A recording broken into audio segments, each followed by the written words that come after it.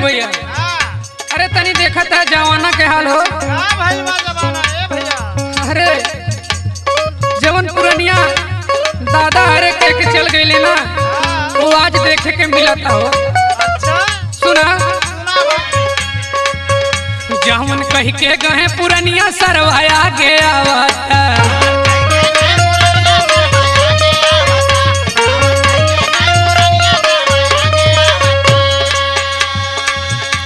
अरे बाप करे मजदूरी बेटवा माल फटावता। अरे बाप करे मजदूरी बेटवा माल फटावता। जावन कह के गए पुरनिया सरवाया गया आवता।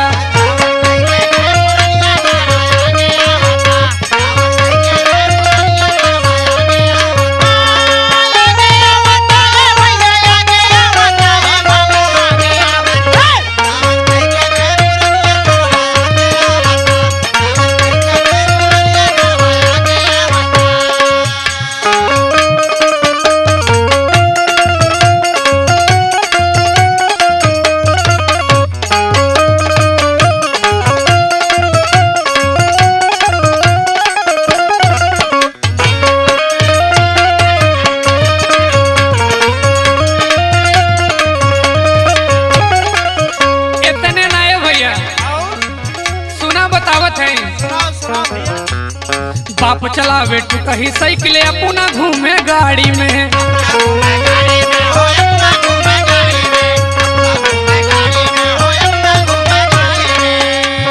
घरे दुआर की कुड़की हो गई उनके ही रंगदारी में।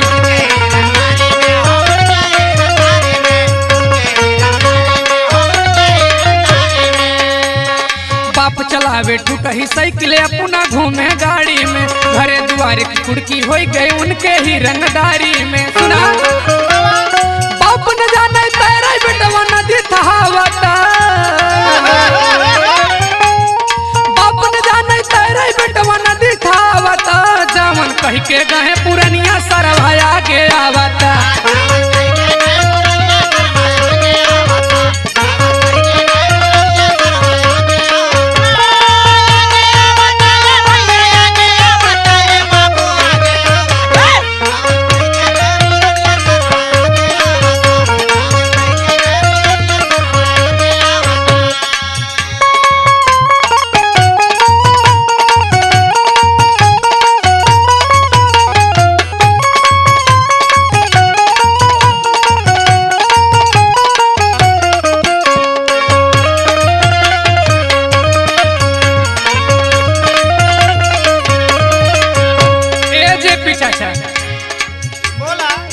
अरे का बताई हो,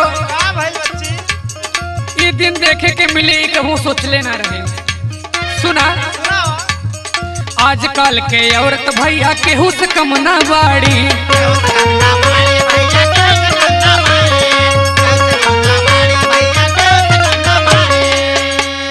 खाए के खर्ची बाटे नहीं चाही बनारसी साड़ी।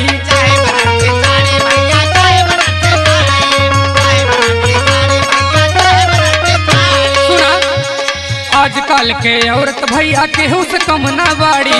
खाए के खर्ची बाटे नहीं चाही बनारसी साड़ी। सुना दुर्गा लाल